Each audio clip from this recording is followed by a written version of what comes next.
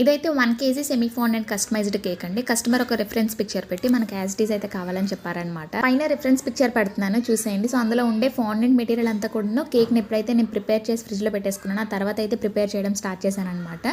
Same look తేవడానికి కొంచెం fondant work అయితే ఎక్కువ ఉందన్నమాట. సో ఈ గ్రీన్ కలర్ ఉంది కదా, సో ఈ గ్రీన్ కలర్ సపరేట్గా మనకి ఫాండెంట్లో ఉండదన్నమాట. సో ఇది ఎలా తెచ్చుకుంటాము అంటే, మనం నార్మల్గా గ్రీన్ ఫాండెంట్ అనేది తీసుకుంటాం కదా, అందులో కొంచెం బ్లాక్ ఫాండెంట్ కనుక యాడ్ చేసుకున్నట్టయితే, కలర్ కాదండి బ్లాక్ ఫాండెంట్ డైరెక్ట్గా యాడ్ చేస్తే కనుక మనకి ఈ డార్క్ అంటే ఆర్మీ థీమ్లో ఉండే డార్క్ కలర్ అనేది వస్తుంది అనమాట. కస్టమర్ ఇచ్చిన రిఫరెన్స్ పిక్చర్ చూస్తూ నేను ఈ టాయ్స్ని అయితే రెడీ చేశానండి. ఈ టాయ్స్ ఎంత క్యూట్గా ఉన్నాయి కదా, నాకైతే చాలా బాగా నచ్చాయి అనమాట. సో వీటంతటిని కూడా సెట్ చేసి కస్టమర్కి అయితే డెలివరీ చేశాను. అదే రోజు ఇంకో కేక్ డెలివరీ కూడా ఉందన్నమాట.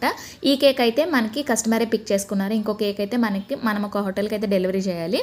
సో కస్టమర్ కన్నా మనం ముందే రీచ్ అయిపోయామన్నమాట. కస్టమర్ ఒక 10 to 15 minutesలో రీచ్ అవుతారంట. సో అందుకని చెప్పి కేక్ని అయితే ఫ్రిడ్జ్లో పెట్టమని చెప్పాను అనమాట అక్కడ ఉండే స్టాఫ్ మెంబర్స్కి. టాపర్స్ పెట్టడం వల్ల ట్రయాంగిల్ షేప్లో కేక్ బాక్స్ ప్యాక్ చేశాను కదండి, సో అలా ఫ్రిడ్జ్లోకి పెట్టడం అవ్వదన్నమాట. సో అందుకని చెప్పి కేక్ని తీసి సపరేట్గా పెట్టేశాము.